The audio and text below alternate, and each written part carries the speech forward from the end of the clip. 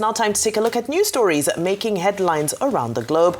And we do begin here at home, as the Chief of Army Staff, Lieutenant General Waidi Shaibu, has reaffirmed Nigerian Army's commitment to strengthening security operations in Niger State through enhanced troop deployment, improved use of technology, and closer collaboration with traditional institutions and other critical stakeholders. The visit was part of the COAS's operational tour of the Terror-Ravaged state, where kidnapping and relentless violence by bandits and other criminal elements had of late become a regular occurrence. Shaibu's visit aimed to review the prevailing security situation.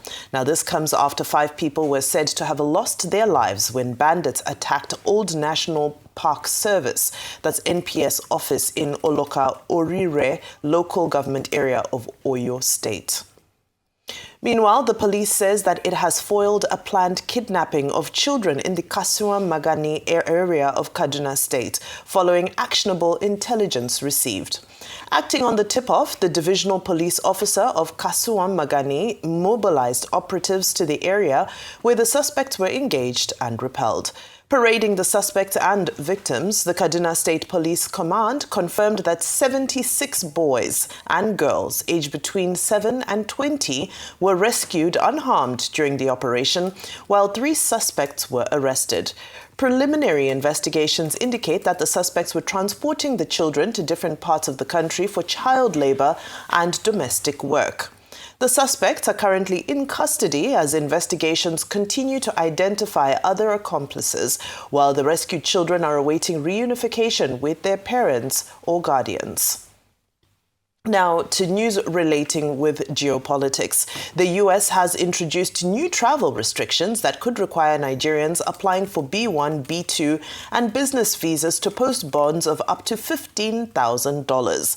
According to information published on the website of the U.S. Department of State, the payment of a bond does not guarantee visa issuance, adding that fees paid without the direction of a consular officer will not be refunded. Visa bonds are financial guarantees required for certain foreign nationals from countries classified as high risk. The implementation dates vary by country, with Nigeria's date set for January 21st of this year. African countries account for 24 of the 38 listed countries. Now back to local politics, as Minister of the Federal Capital Territory, Nyesom Wike, has scolded Rivers State Governor Siminalayi Fubara, describing him as, and I quote, a bad child who lacks gratitude. Wike declared that his Rainbow Coalition will win all elective positions in the state by 2027. The Rainbow Coalition he's referring to is APC and PDP working together to produce winners in an election.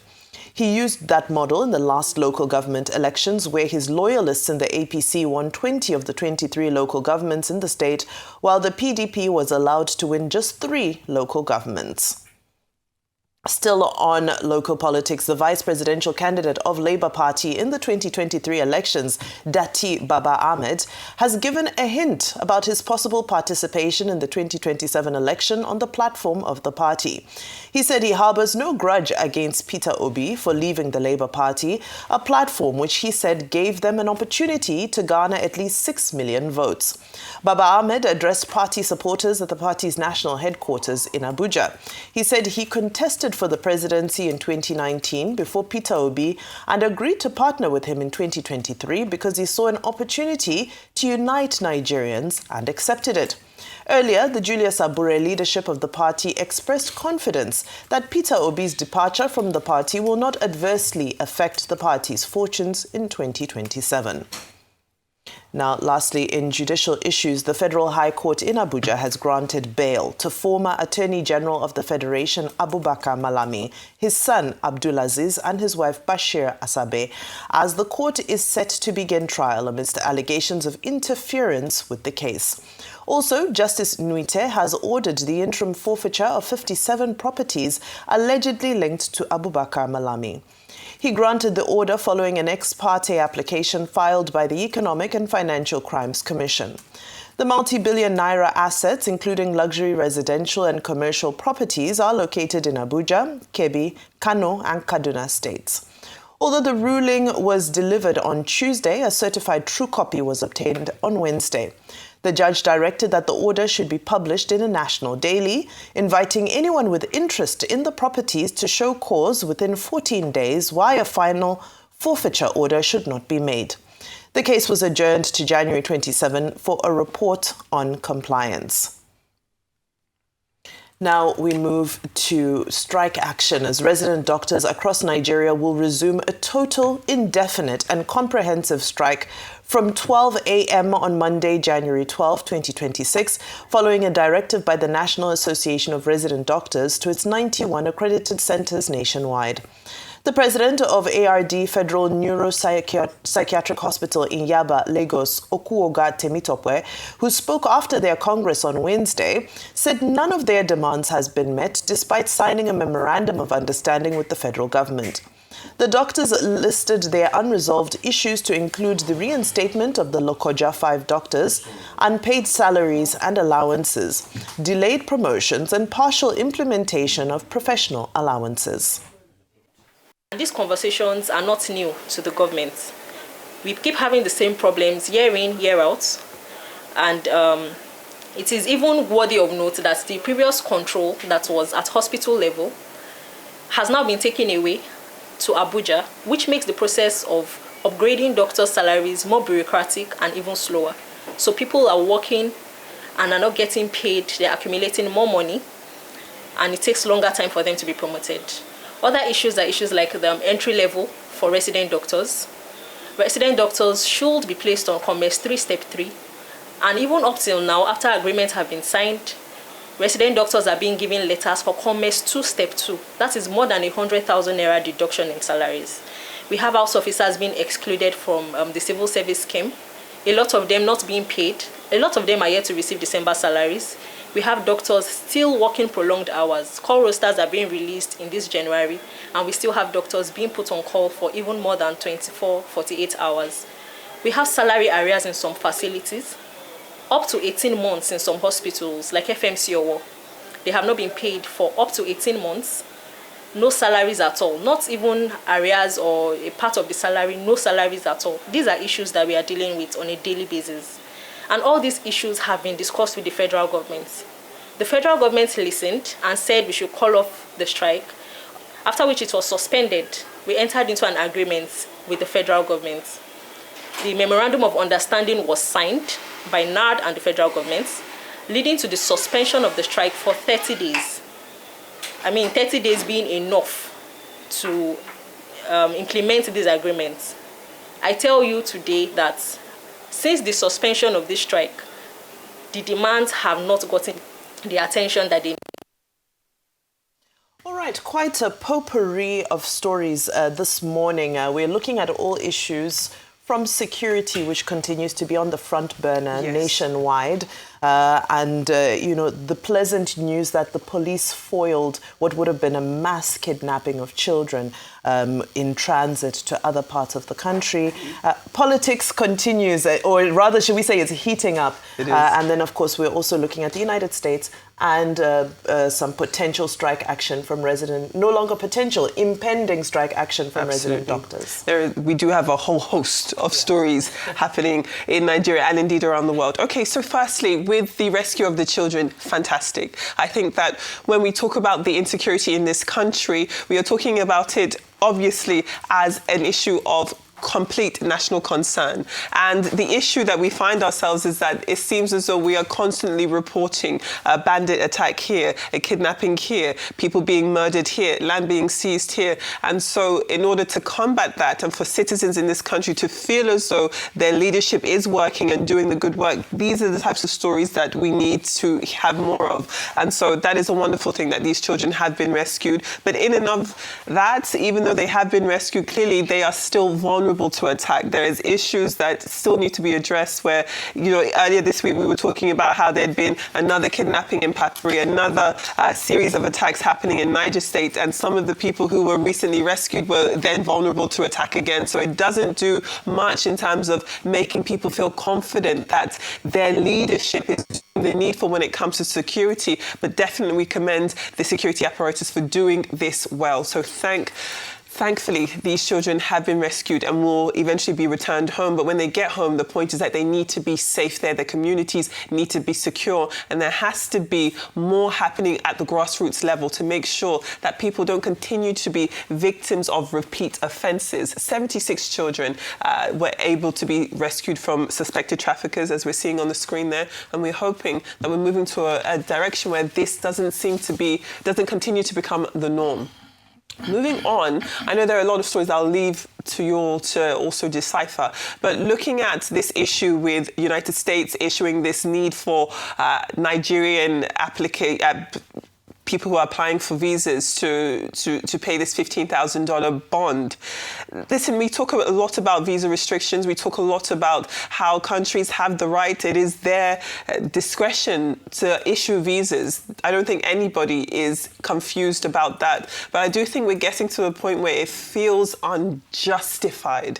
Yes, we see the data. We do hear what the United States is saying in terms of overstaying or crimes being committed by people who travel into the United States on visas. However, I do think that sometimes these types of decisions can do more harm than good, especially for the vast majority of law-abiding travelers, people who do what they need to do to get their visas and go to these countries and do not cause any issues. I know that Dr. Rubin and Vimba, you're both travelers. I know that you abide the laws when you travel, right? So there shouldn't be this underhanded expectation or belief that Nigerian travelers are less worthy of respect. I think that $15,000 is a lot of money. $1,000 is a lot of money because that doesn't defray the cost of the ticket or your hotel or your accommodation or anything when it comes to traveling. So it shouldn't be, I don't want us to move into a point in this world where people are being made to feel as though they don't have the right to do certain things. Everyone should have the right, as long as they're law-abiding, to travel wherever they please.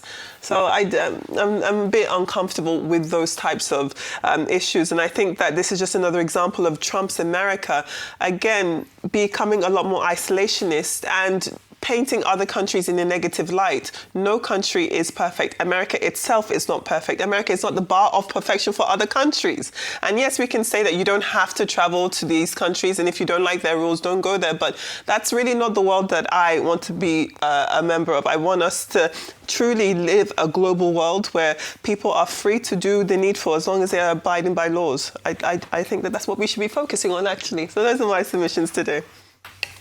Okay, quite a potpourri of subjects. Yes. I hope there will be enough time to look at them before the producer starts shouting. Now, first, let's deal with Wike, who says he's having a rainbow coalition that is going to shut out everybody in Rivers State. And it seems to me that he doesn't have that right. In fact, the Director of Information of the APC, in addition to the chairman of the party, Ichuada Nentawe, and the spokesperson of the party, Ajibola Basiru, have more or less said that Wike is a busybody who has no business interfering in the affairs of the All Progressives Congress, the ruling party, because as far as they are concerned, he's a member of the People's Democratic Party. The same People's Democratic Party has rejected him, saying that he's not their member. And they've repeated it again and again. But the more fundamental issues are as follows. You have a minister of the Federal Capital Territory who has abandoned his duty post and is in Rivers State playing politics door to door, house to house, and saying he's campaigning for President Bola Ahmed Tinubu. Okay, the party itself says they have not sent him on any message.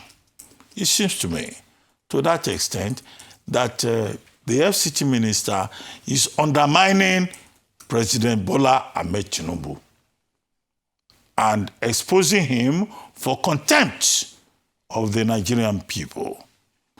As follows. The INEC, the Independent National Electoral Commission, has not even blown the whistle as regards political campaigns. He is busy in Rivers State conducting campaigns. And so what is INEC supposed to do in this particular regard? So when you talk about Rivers State, it looks like an act of indiscipline on the part of the FCT minister. It looks like an act of irresponsibility on the part of the FCT minister. After all, yesterday, I was still defending him, saying that it has nothing to do with whatever happened in terms of the one-child crisis in the Federal Capital Territory. And I stand by that defense in the spirit of fairness.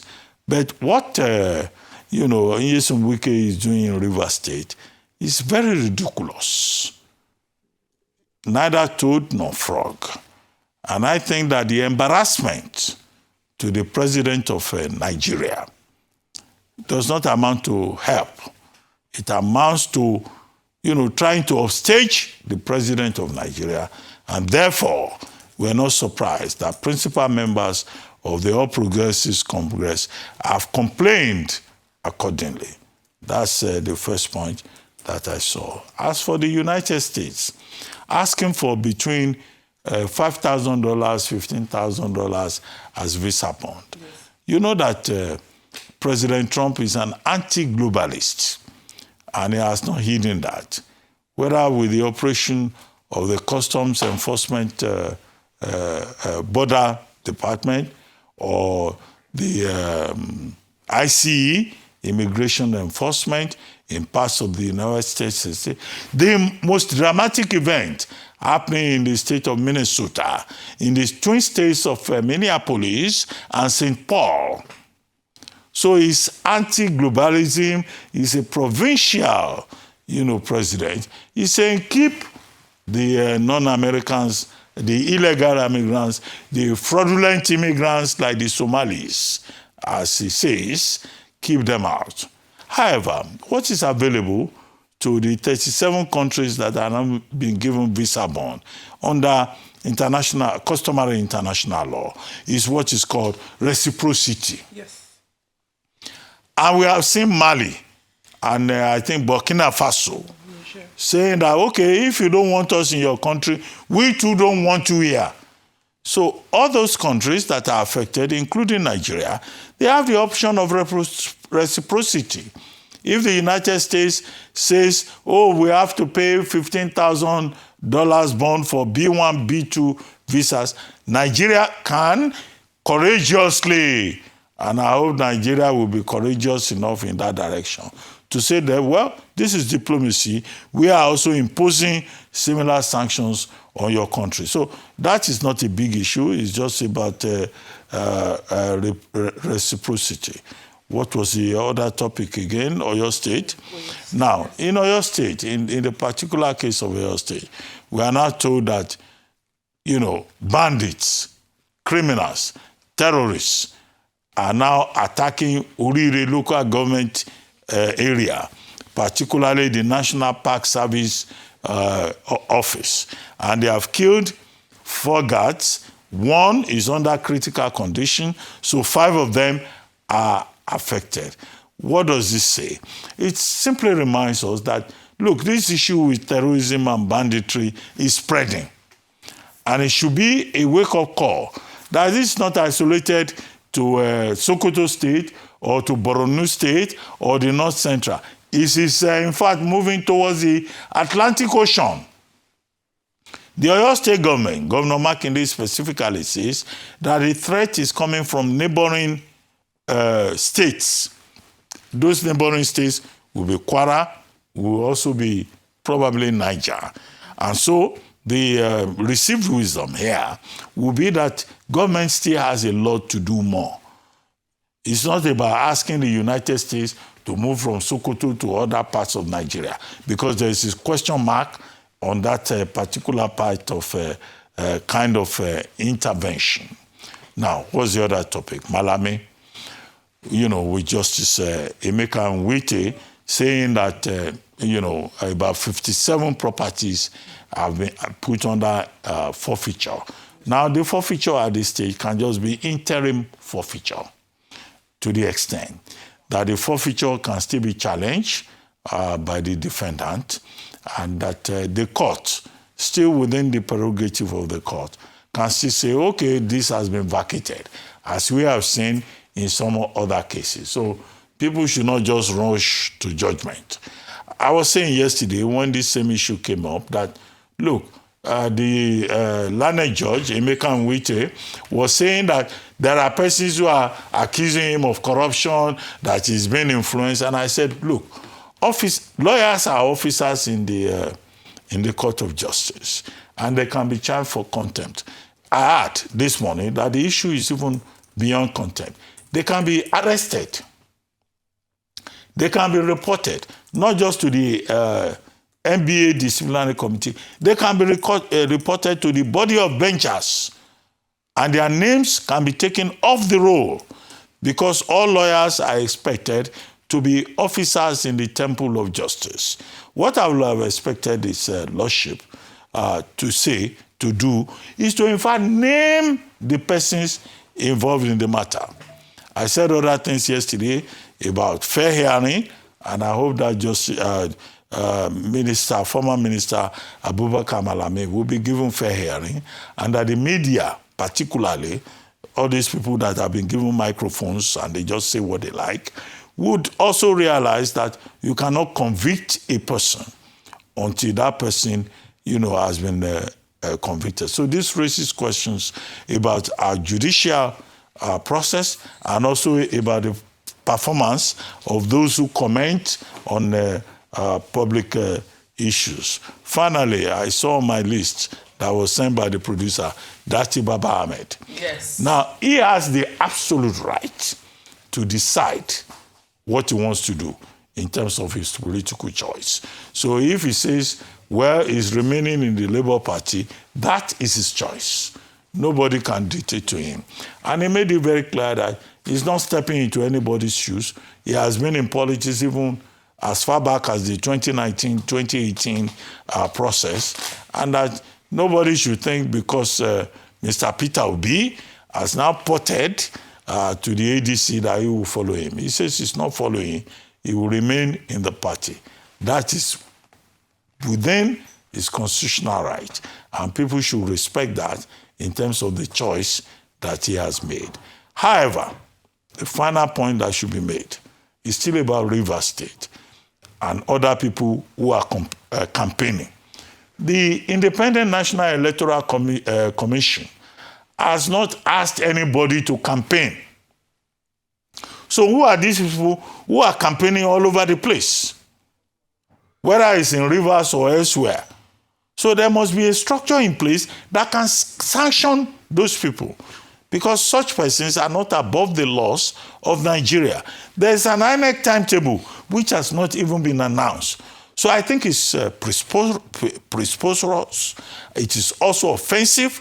It is an act of indiscipline for anybody in whatever party to keep saying, this is my ambition, this is who I'm campaigning for. That is a violation of the democratic process. And such persons who engage in such acts in any part of the country should be sanctioned.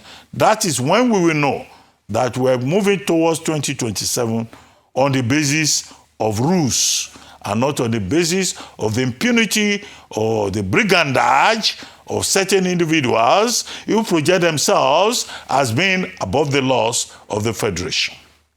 Absolutely. Dr. Abati, I think I'll pick up where you left off, especially with regards to INEC and developments around Dati Baba Ahmed, who looks set to want to throw his hat into the ring for the presidential ticket under the Labour Party. And used his time yesterday speaking about Peter Obi and how he felt he was a traveler, somebody who was moving from platform to platform. And I remember last year, we were talking about these, Dr. Abati, you have a name for them. Is it homogeneous? What do you call these people who have these feet in various political parties? Amphibious. Amphibious is the word.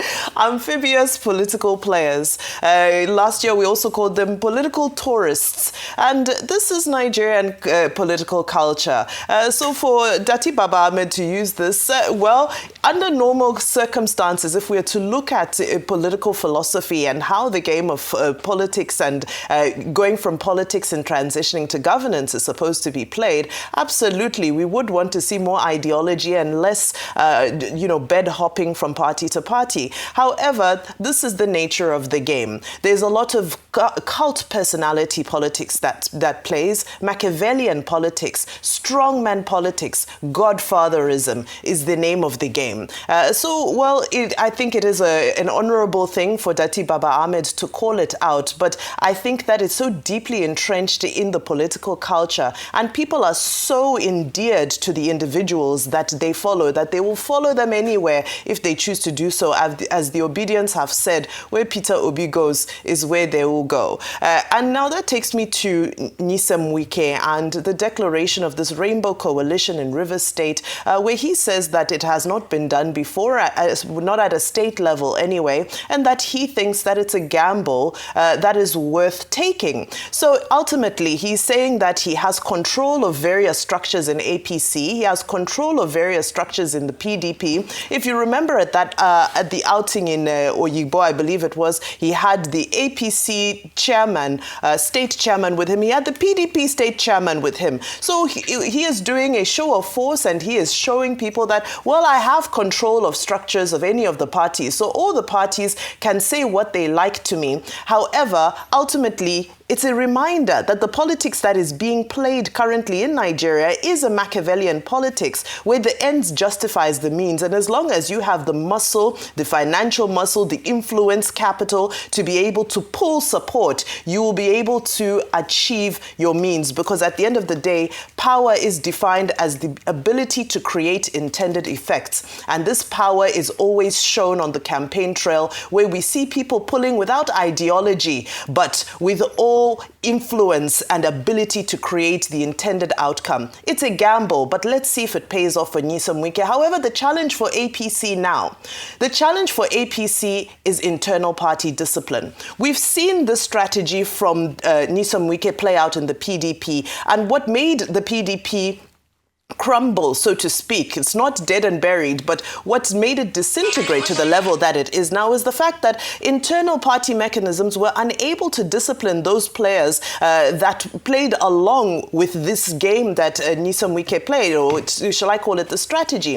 Within the APC, does the political will to institute party discipline should the need arise, does that political will exist? So we're now going to wait and see whether the presidency, because now he keeps saying he will report to the president. So it seems that the buck stops at the president's table as far as Nyesom Wike is concerned. He has a direct line to that, to the seat of power. So will there be a tolerance for this anti-party, inter-party, amphibious, political tourist activity in the name of a rainbow coalition? Is that the value of Rivers State, that we're prepared to play that game and make an exception? And will it influence other states as well, who now say, well, after all, we're all the same people who are jumping from party to party. So let's just decide how we share the spoils of war, so to speak, when we reach political offices. So I think it's an important strategy to watch and observe, because as we said earlier in the week, there are going to be several people disgruntled from all parties, PDP, APC, ADC, and we're going to start seeing more of this after primaries, because many people will not get what they want to get. And it is impossible for one party or one administration to reward everybody. There will be disgruntled people. So let's see where the chips will fall. Well, I'm being told there's 30 seconds. Let's quickly go to the US visa bond, where earlier in the week, Donald Trump had released a list of countries that are most dependent, that have immigrants that are most dependent on United States social welfare. Nigeria ranked 93rd, which was relatively low. In his statement, he said 1 in 3 Nigerian immigrants resident in the United States are accessing social welfare. And he's saying that, well, all of these immigrants that are in the United States are putting pressure on Americans who need access to social welfare. But what I found peculiar about this list is that it had Zaire I don't remember the last time a country called Zaire existed on the African continent. So this now calls into doubt the statistics and the credibility of this list, where he's saying that 1 in 3 Nigerian immigrants is on the American social benefits list. As I round up very quickly, my time is up. To the Chief of Army Staff, who is, currently on a nationwide tour, which is very much welcome. I like that he took some time out to spend time with the Etsu Nupe and encouraging the role of traditional leaders in our security architecture. And it makes the argument resurface, the debate resurface about whether there is a role for our traditional leaders in the Constitution, especially where security architecture is concerned.